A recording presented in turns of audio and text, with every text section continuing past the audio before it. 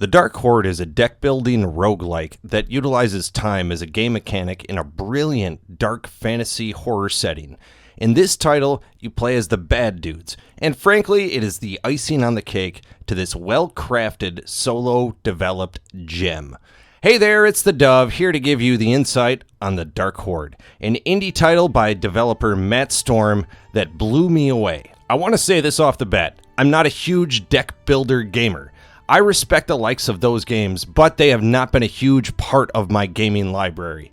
I still love a great card game and a random RPG like Gwent or Queen's Blood, but until I started my research for this game, I hadn't played many standalone deck builders. Matt Storm's The Dark Horde completely changed my mindset. I'm not one to blow smoke or sunshine, nor do I give false praise, and I can tell you as a gamer who has played a fair share of games, this is one of the most enjoyable games I've played all year. Talking with Matt while researching The Dark Horde, he mentioned he was driven by the challenge presented by solo indie developers Toby Fox and Daniel Mullins, who created successful games like Undertales and Inscription, respectively. And you can tell there's a similar passion for the Dark Horde, as the project is a well-balanced, highly crafted beauty. The early access version of the Dark Horde consists of deck mode, where you'll try to get past 15 rounds with an initial starter deck you choose from and you can build off of as you play, and a draft mode, which has unlimited rounds and allows the gamer to make up their deck to start. There are three main categories of cards, and as you level up from XP gained in each round, you can unlock more starter packs, which in turn reveals more cards. You can also strengthen some of your tower's stats throughout your runs, which is the focus of your protection, but we will get into that a bit later. There is a lot going on in the Dark Horde, and frankly, I am just scratching the surface on the many aspects of the game. But simply put, the main goal of each round is to destroy the village or protect your dark tower for the entire time allotment. Each card that you play has a minion, spell, miracle, collector, or a specific action that is played out in the scene above your hand. The village will send out random villagers, heroes, and bosses to take out your horde of baddies and your dark tower. The game lets you have the option to either play defensive for the whole timer or go on the attack and try to raise the village.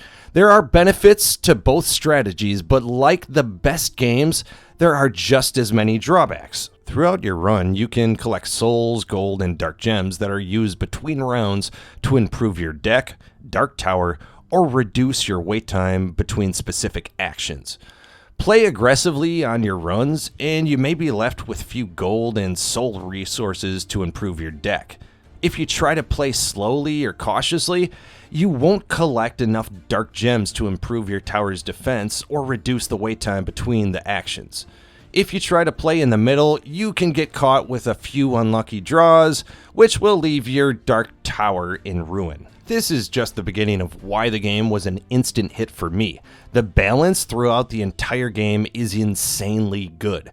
Whether it is the in-game economy that is very well crafted, not allowing any one strategy to be overpowering, or just the many starter decks which give you so many strategies to approach the game. Like I mentioned before, there are three main types of decks to select from, each with their own genre of horror, with different races like zombies, rat kings, elementals, orcs, death himself, etc. The cards themselves are varied quite well, providing all kinds of devastating effects, deadly minions, ranged attacks directly on the defending village, conversion effects, radial attacks, sacrifices that lead to screen-clearing mayhem. The list just goes on and on. Each time you unlock a new level of starter decks with your XP, you get to see more and more of what the Dark Horde has to offer. And according to the game's developer Matt Storm, there will be more cards to come along with another domain. Now, there is a lot going on in this game, with multiple mechanics interweaving over each other, and all the while the background and level building creates some fantastic settings. It is easy to get lost in the many different levels created in the Dark Horde while you sit and plan your next move. The smoke and fire effects pop over the retro-style pixel graphics and highlight the dark, foreboding atmosphere. And all the while you are treated to some truly enjoyable in-game music by musician Alexander Nakarada.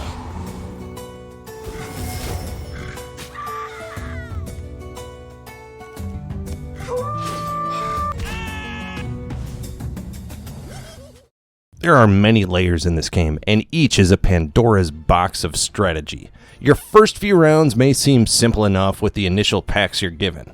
Most gamers will quickly advance on the enemy's village and set it ablaze. However, as soon as you think you have the gist, the game throws miracle cards at you.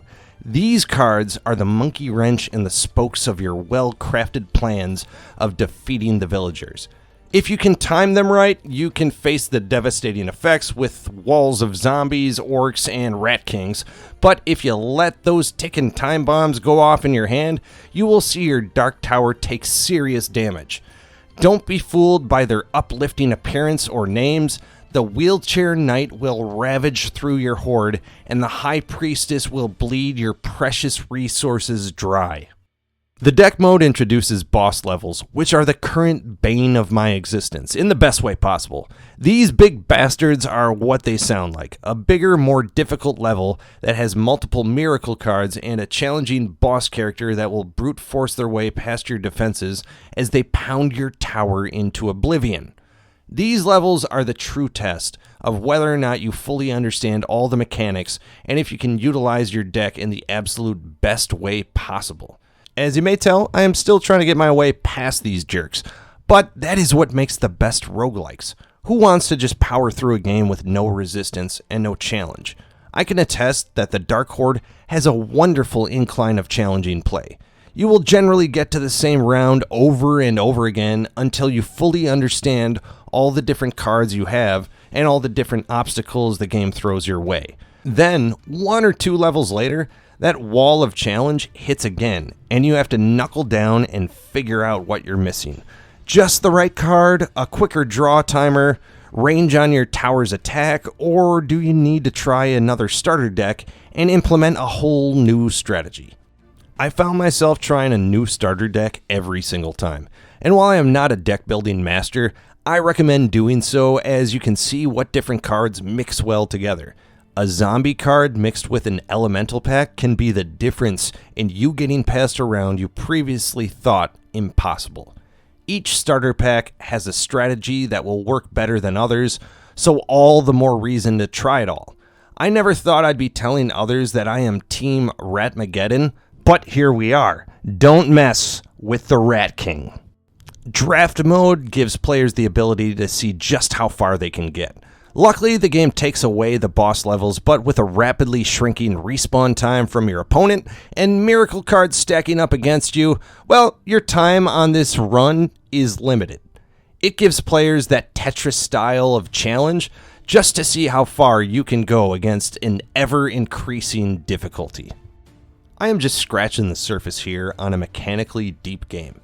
Like the best games out there, the premise is simple. Destroy your enemy's base or defend your own in the allotted time. But the best part, the actual difficult part, is to learn how to have success more often than not. And that difficulty is where this game's many cards, effects, stats, characters, and builds all come into the forefront. The Dark Horde is releasing September 9th of 2024 in early access with a clear roadmap ahead. More cards, game lore, a new Frost domain, bug fixes, and different game modes are on the way. As the game sits now, I would fully recommend this to even non-deck building fans. I can fully attest that I was not a deck building fan before this game, but I am a true believer now. The developer Matt Storm has shown a true passion for this game, and what shows through in the Dark Horde is a commitment to a well-rounded, balanced, and most importantly, fun game. The Dark Horde is a title I believe most gamers will enjoy, and if you are interested, there is a demo available on Steam. And you can join the Discord group for the Dark Horde to provide your feedback and help improve the game. This bargain of a title will be available for $6.99 when they release on Steam in early access on September 9th. Wishlist now, The Dark Horde. Folks, if you enjoyed this, don't forget to hit the like button and subscribe if you'd like more content like this. For even more content, go to twohatsandabeard.com or check out our YouTube page. Until next time, this is the Dove.